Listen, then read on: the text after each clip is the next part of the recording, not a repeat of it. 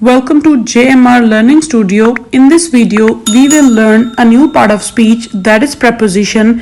We will learn its types as well. So let's start. Preposition. Preposition is a word that indicates the relationship of a noun, pronoun or noun phrase that is a group of words that function collectively as a noun to another word or phrase in a sentence. अब हमारे पास जो preposition है, इससे पहले आपने जो तमाम part of speech है वो पढ़े हैं, जिसमें नाउन, वर्ब, प्रोनाउन, एडवर्ब, ठीक है, एडजेक्टिव, कंजंक्शन, इंटरजेक्शन मौजूद हैं. ये लास्ट पार्ट ऑफ स्पीच है जो कि है preposition. preposition समझने से पहले आपको नाउन, वर्ब, ठीक है, उनको समझना पड़ेगा और वो आपके हमारे चैनल पे तमाम वीडियोस मौजूद हैं, आप उसको गो थ्रू कर सकते हैं. preposition ऐसे वर्ड्स हैं जो कि किसी नाउन या किसी प्रोनाउन या जो नाउन फ्रेज होती है, नाउन फ्रेज बताया गया है ब्रैकेट में कि a group of word that function effectively collectively as a noun. Noun phrase जो है एक ऐसे 2 से 3 वर्ड्स का एक जो छोटा सा सेंटेंस होता है जो कि नाउन की तरह काम करता है. तो नाउन जो नाउन है या प्रोनाउन है या नाउन फ्रेज है, उन तमाम चीजों का जो लिंक आपस में एक बनता है, ठीक है, वो वर्ड्स जो वो लिंक बनाते हैं एक सेंटेंस का, एक नाउन का, एक प्रोनाउन का, एक नाउन फ्रेज का आपस में एक दूसरे वर्ड से, वो कहलाते हैं preposition. preposition वो पार्ट ऑफ स्पीच है कि अगर सेंटेंस में वो मौजूद ना हो तो सेंटेंस अपना कंप्लीट मीनिंग कन्वे नहीं करता. बात की जो सेंस है, जो बात की मीनिंग है, वो कन्वे ही नहीं होती. यहाँ पे नीचे स्क्रीन पे आपके सामने बहुत सी preposition लिखी गई हैं, ठीक है. यहाँ मैंने कुछ prepositions ऐड की हैं, वहां आगे मैं इसको एग्जाम्पल के साथ और उसकी जो कंडीशन है, जो टाइप है, उसके साथ 1 by 1 एक्सप्लेन करूंगी.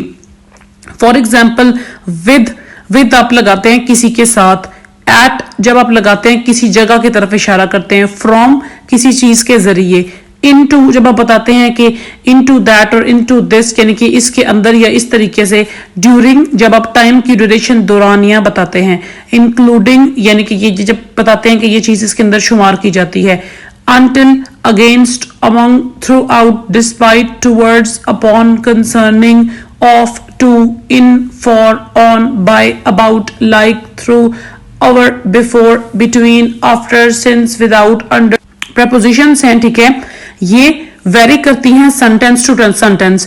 कोई preposition ऑफ प्लेस है जो कि जगह को डिफाइन करने के लिए, जगह चेंज करने के लिए बताई जाती है.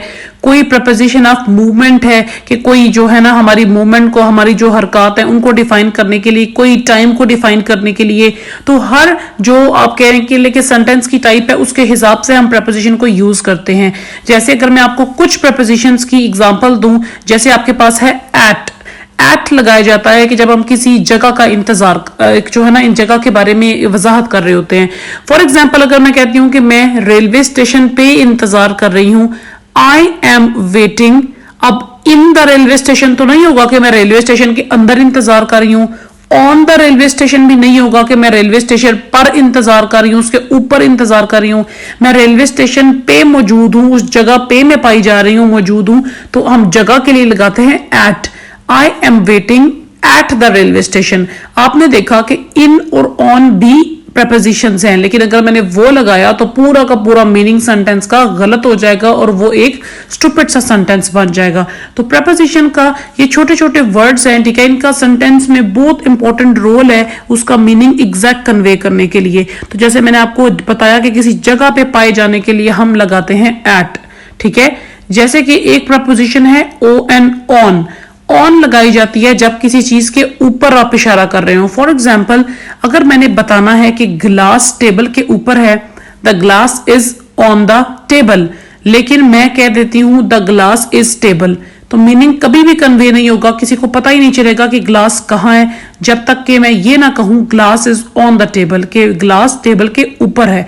अब मैं से ये भी नहीं कह सकती the glass is in the table, the glass is under the table. No, glass table के ऊपर है तो उसके लिए preposition ऑन ही लगेगी. अब चलते हैं अपनी नेक्स्ट जो हमारी preposition की टाइप है वो है यह है हमारी preposition of manner. Preposition of manner is all about how a certain thing happened or is done. अब आपको पता है कि manner क्या होता है, कि कोई भी काम करने का तरीका क्या है, ठीक है।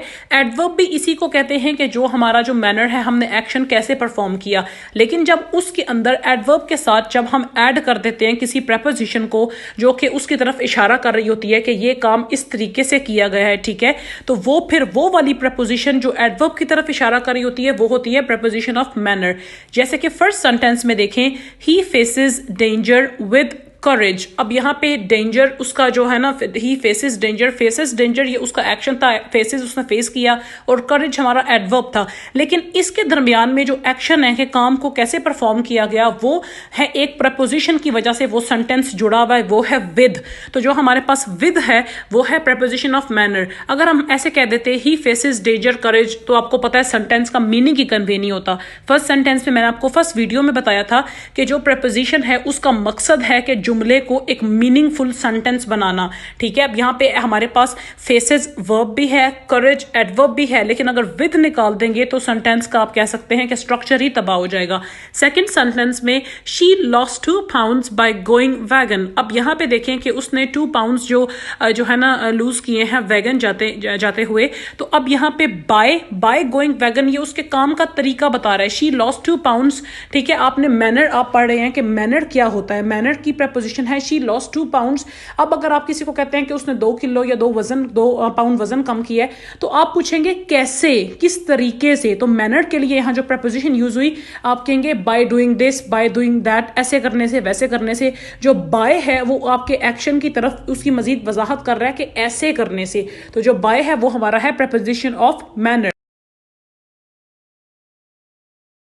यहां देखें जो हमारे पास पहला सेंटेंस है, she went to South Bombay by cab. अब यहाँ पे वो बता रहे हैं कि उसका मैनर कि वो किस तरीके से साउथ बॉम्बे गई है, वो कैब के जरिए गई है।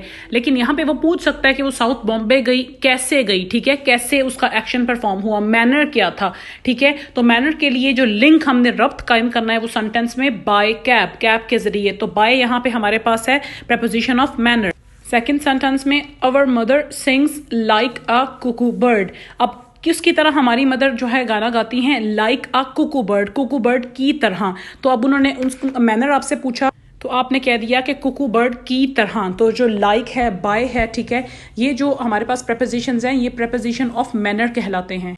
If you like the video, please subscribe to our channel and press the bell icon for future videos. Thank you.